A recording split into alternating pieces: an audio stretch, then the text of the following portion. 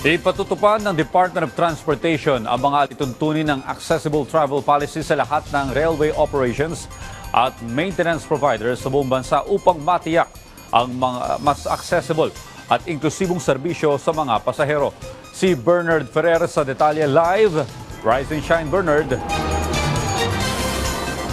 Audrey, ang bagong polisiya ay naayon sa direktiba ni Pangulong Ferdinand R. Marcos Jr.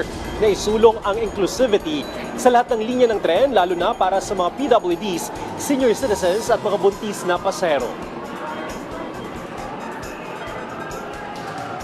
Sa isang pahayag, sinabi ni Department of Transportation Secretary Giovanni Lopez na ang pag-adopt ng Accessible Travel Policy o ATP Guidelines ay mahalagang hakbang tungo sa mas ligtas, maasahan at inklusibong sistema ng transportasyon para sa lahat ng pasahero.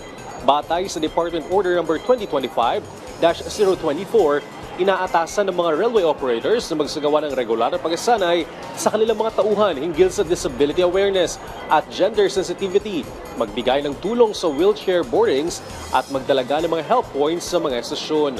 Bukod dito, kailangan din nilang maglaan ng accessible information formats gaya ng mas malinaw ng audio at visual announcements, magkaroon ng malinaw na feedback channels para sa mga pasahero at magsagawa ng regular na accessibility audits. Ang kasalukuyang railway operators ay inaasahan din maghanda ng transition at compliance plans para sa unti-unting pagpapatupad ng mga nasabing improvements sa mga susunod na taon.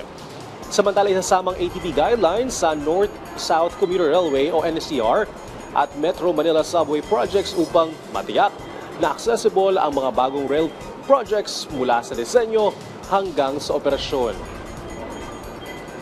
Audrey, sa kasalukuyan tuloy-tuloy ang pagdating ng mga pasahero sa MRT Ortigas northbound at southbound. Patuloy naman ang kaalalay ang mga personnel upang mapanatiling maayos ang sitwasyon lalo na sa paglabas at pagpasok sa mga turnstile. Nasa 3.5 meters o headway o interval ng pagdating ng mga tren sa bawat istasyon. Sa ngayon din ay maayos ang daloy ng mga sakyan sa north at southbound ng EDSA Ortigas. Audrey? Maraming salamat, Bernard Ferrer.